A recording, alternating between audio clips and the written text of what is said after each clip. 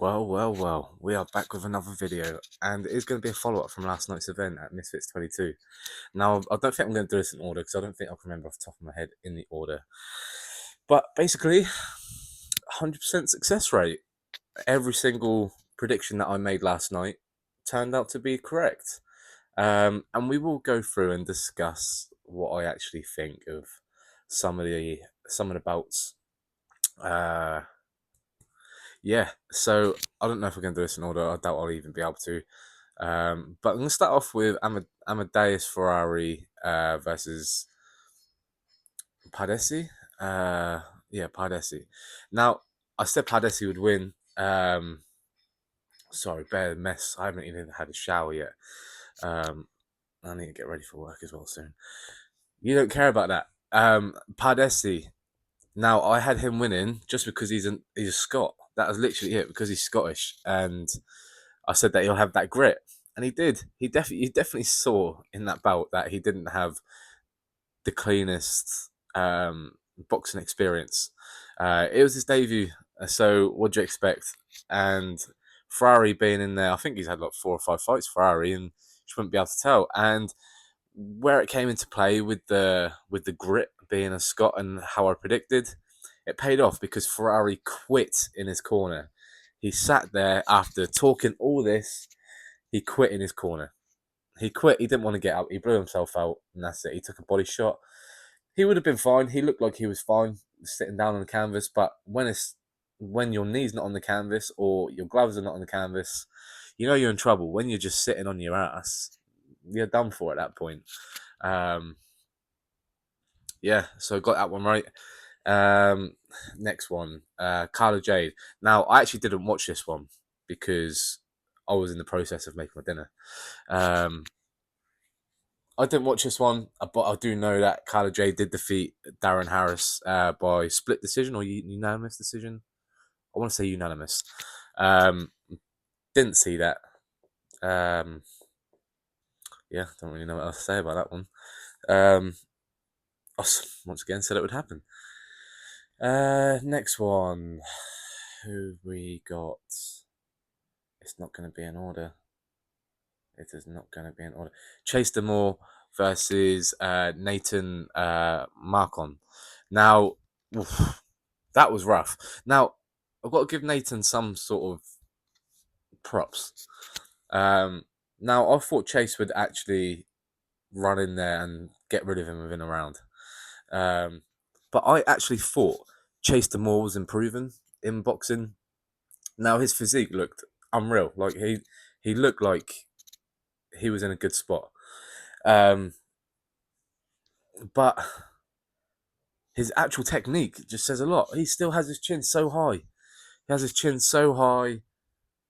And it's stupid. It's absolutely stupid. And a guy like Marcon shouldn't even really lay the glove on him. But that cut that stopped the fight. Whoa, that was a bad cut. Now, Nathan was actually nuts. Like, he wanted to continue. Obviously, the adrenaline's there, so he wouldn't know. He wouldn't know too much. But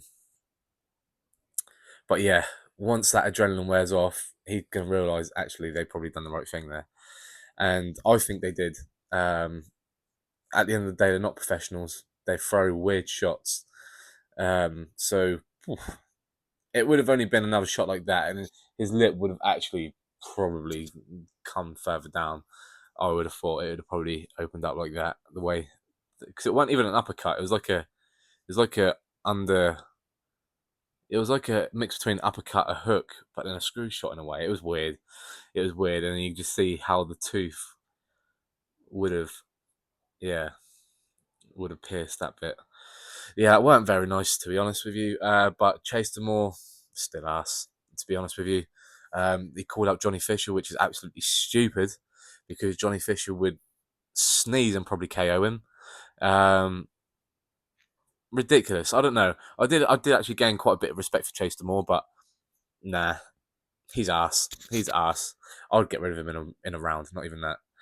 Yeah, get out. Even out of shape me, I would get rid of him so fast. See you later. But he did get it done nonetheless. He got Dr. Stoppage, so is what it is. Props to you. So who we got next? We got Ty Mitchell. Ty Mitchell versus Sean. Oh my god, I can't remember his last name. But that was actually a decent fight. That was a good fight. That was good. That was a good show of technical ability where we needed it. Um, it was actually a very good fight. That was split decision. Um, it was nice to see a good technical bout. Um, yeah, I mean, that was close. That was a close bout. I mean, it was to the point where Sean weren't really engaging in too much, and Ty was kind of leading the dance. And you could just see his IQ. Like he's ready to compete at a world level. He is. He generally is. He doesn't need to be in Misfits anymore. Just let him go and let him compete in the worlds. And I could see him being top 15, top 10. And I believe he'll compete quite comfortably there. To be honest with you, you see the likes of Tony Bellew. How high he was talking to Ty Mitchell. So yeah, I mean, yeah, money talks, I suppose, and bullshit walks, whatever it is. What's that saying? I don't know. What did Tony Ferguson say? We'll get to that.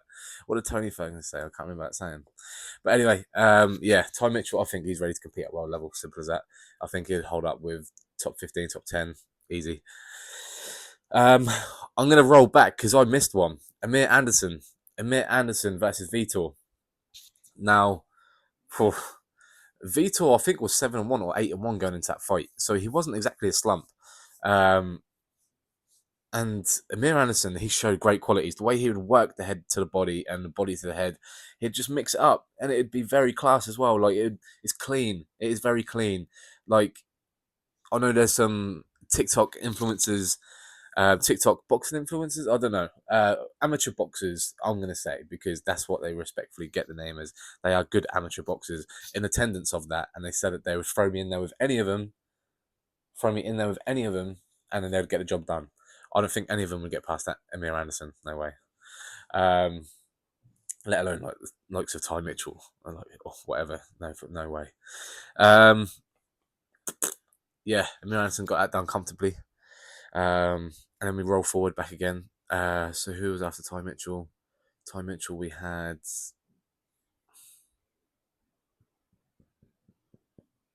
I've gone blank. I can't remember. Dylan Dennis. I don't think that was next, but we're going to talk. Dylan Dennis versus Warren Spencer. Dylan Dennis, easy work.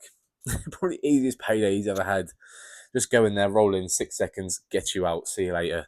Why did Warren Spencer go for the takedown? Why did he go for the takedown, head at the hip, ready for that guillotine to be locked in? And Dylan got it. He got a mounted guillotine, easy work. Why would you shoot a takedown on the lead leg with your head against the hip? You're asking against a Brazilian Jiu-Jitsu black belt. Bear in mind, that's just not just in general, but against a Brazilian Jiu-Jitsu black belt. You're an idiot. You're an absolute idiot. So yeah, am I surprised? Not at all. Predict that one. I predicted all these right. That's what I'm going to say. I predicted them all. I guess you could say it was kind of easy, I suppose. Next, Tony Ferguson. Now, I'll make clear. One thing you will see today from me is a smile on my face because Tony Ferguson got the win. Now. I know. Early stoppage. I know. I get it. I believe it was too. But am I going to take it away from Tony? No. At the end of the day, he wouldn't have got that early stoppage if he wasn't applying the pressure, which you love to see it for Tony Ferguson. Somebody that was so gun shy when it comes to the last 8 fights of his UFC career. He can take these guys into dark waters. Simple as that. He can do it. I mean, to be honest, if it wasn't stopped there, it would have only gone that way. It would have only gone. Wait, it would have only gone that way for Salt Pappy, I believe, because Tony was finding his confidence, and there was a couple of times when he was letting the shots go. And he was putting Salt Pappy on the back foot, and he was showing success. And the left hands that Tony was landing were very, very clean, and they were very, very hard as well. Now, am I happy that Tony Ferguson won? Absolutely. Will I want to see that again? Not really, because I don't know if he gets it done the second time. Does Salt Pappy deserve another go? Absolutely, because I feel like he did get robbed out of that stoppage. So in the biggest fight of his career as well. Yeah, that's rough, that one. I feel sorry for Salt Pappy in that aspect, but nonetheless, I didn't care in whichever form it came from. I'm just glad that Tony won. That was so good to watch, and not only that, the event, the environment, seeing all those fans cheer and shout Tony's name. Now that's the stuff. That's the stuff right there that you tune in for, because he is a worldwide legend. And would anybody in there be cheering if they saw Tony Ferguson get knocked out? No, I doubt it. I doubt it. So the way it came and the way it happened, I am not complaining. I am actually so happy. Um, what do I think's next for Tony Ferguson? Let's get the MMA event with Dazn done. Do I think he beats Dillon Danis? Yes, I think he smokes him. Dillon Danis is good at what he does, obviously, but he threw a little check hook. Did you see that though? That Warren Spencer. If Warren Spencer threw the uppercut and then Dillon Danis threw a check hook. I thought, oh, you got a little bit of boxing in you, have you?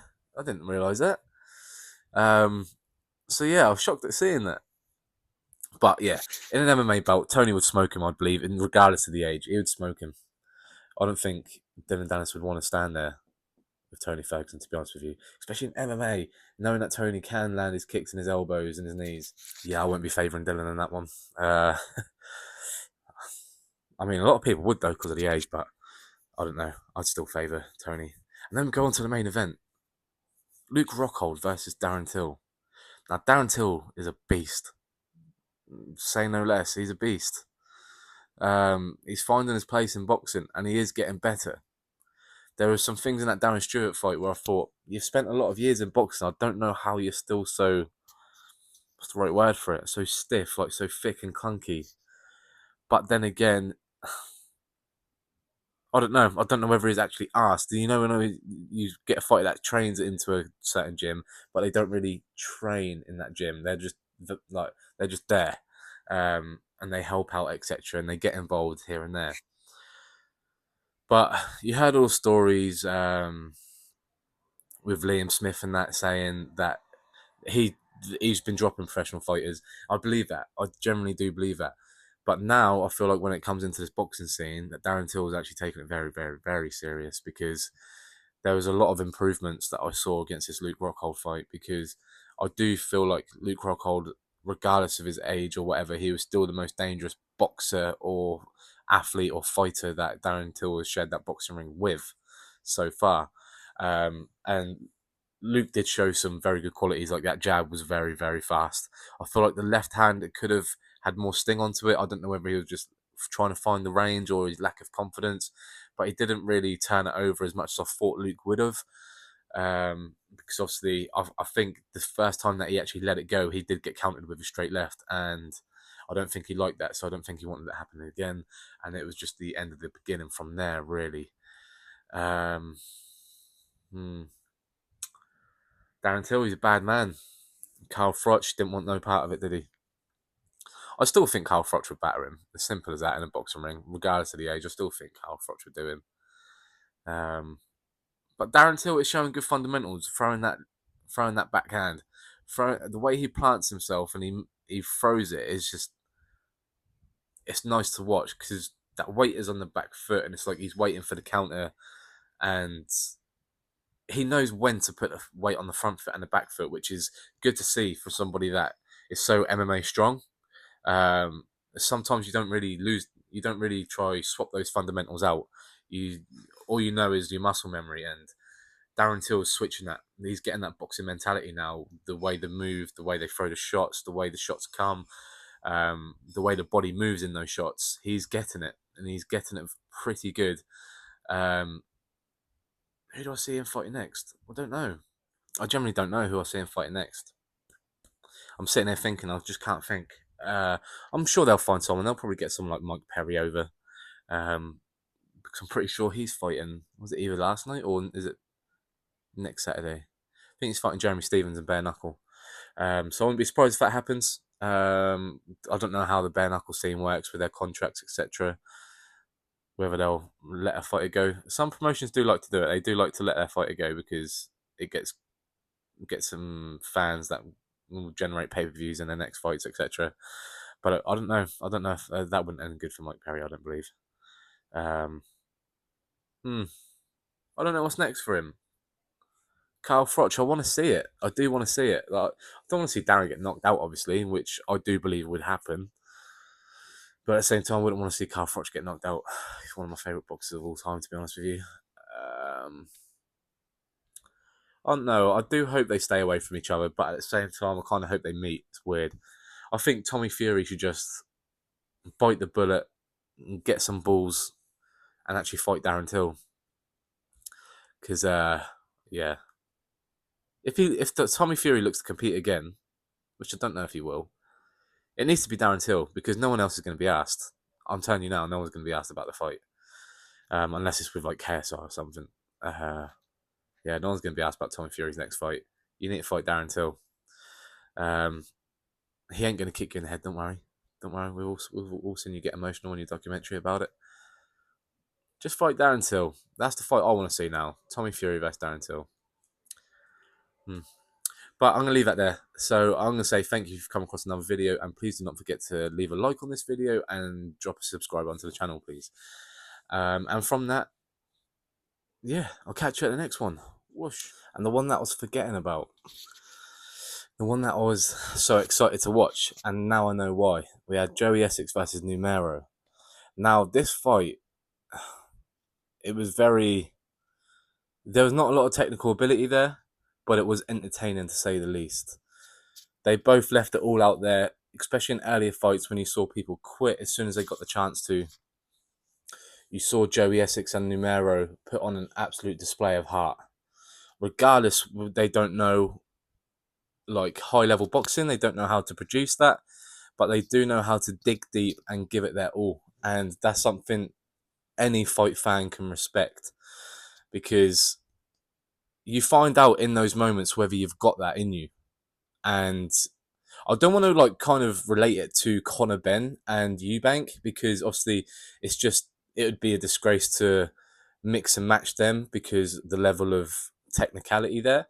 But I want to say as in digging deep and going for it, it was there because yes, they didn't have the technical ability, but Conor Benn and Eubank Jr., they still give it their all. They had nothing left in the tank, and that's something that can be said about this fight with Joey Essex and Numero. They gave it their all. They didn't leave that ring with anything left in their tank. It was completely spent, and it was mental because in the fight, I could say like the downside of the fight. I mean, Joey Essex was constantly getting hit.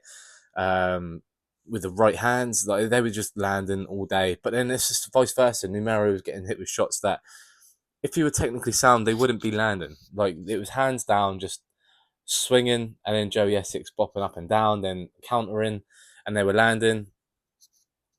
It was a great. It was a great. It was a great fight. It wasn't a skills bout. It was just a great fight. They both unleashed that dog in them. Like neither man wanted to lose, and you can tell because they had chances to lose. They had chances to give up, but they didn't. They could have happily done a Ferrari and just sat in the corner and give up. But they both showed that they've got it in them. Simple as that, and that's all you can ask for. If there's no technical ability, just show me you want to fight, and they did. So that is a quality fight. That was a quality fight. And yeah, I'm excited to see Joey Essex back because you can tell that he wants to do good, especially when you train under Tony Sims. Like, I mean, you're gonna get better. As simple as that. I mean, he's just thankful that he's got him as an uncle. Yeah, that's crazy. That was a crazy fight. That was mad. Probably fight of the night, to be honest with you.